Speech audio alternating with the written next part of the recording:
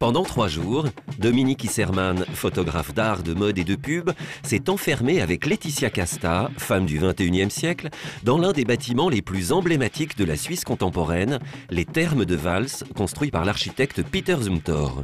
Sans maquillage ni artifice, sans falbala ni fioriture, Laetitia Casta et Dominique Issermann sont devenus montagne, pierre, eau, lumière. Une poésie qui illustre bien le travail des deux femmes pour construire une histoire en 33 photographies. J'ai apporté aucune lumière, j'avais même pas mouchoir pour faire réflecteur quelque part. J'étais là où la lumière allait.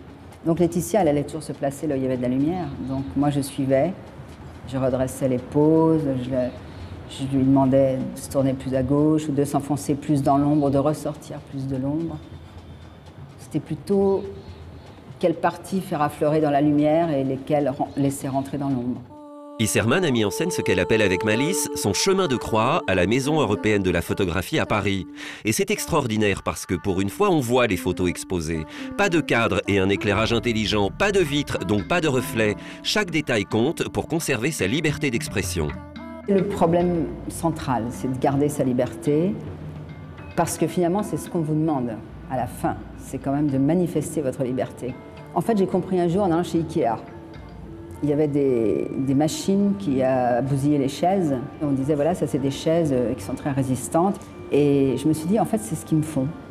Mais donc, ils essaient de me tirer dessus. Ils me tiraillent, mais pour savoir si je suis solide. Au mur, une tablette diffuse un film impressionniste qu'Issermann a filmé avec un smartphone. Une imprimerie, sous presse, les photographies du livre qui a donné naissance à l'exposition.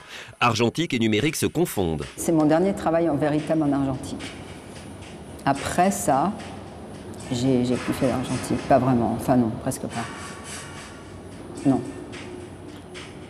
Je suis pas frustrée du tout, hein. Je travaille avec mon iPhone et je suis très contente. Et puis avec d'autres appareils numériques, voilà.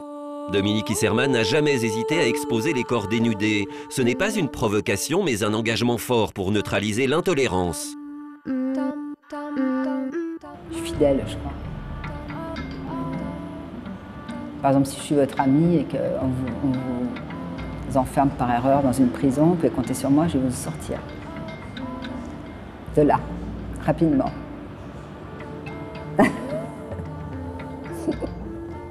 Une proposition à prendre au propre comme au figuré, qu'il s'agisse du corps ou de l'esprit.